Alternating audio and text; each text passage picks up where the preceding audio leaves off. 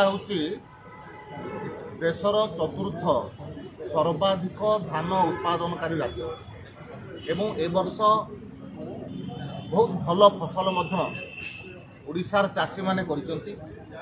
से दृष्टि लक्ष्य रखा जाइछि जे 79 लाख मेट्रिक टन धान ए वर्ष प्रक्योर करा जिवो।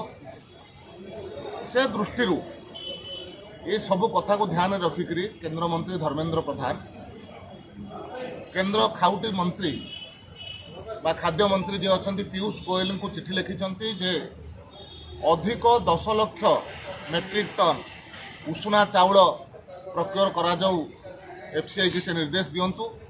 ये निश्चित भाव में गोटे स्वागत योग्य काम धर्मेंद्र प्रधान करिसंती जहा द्वारा ओडिशार चाषी माने लाभवान हेबे और ओडिशार चाषी माने लाभवान होगा कारण स्वाभाविक भाव में ओडिशा मध्य लाभवान हो।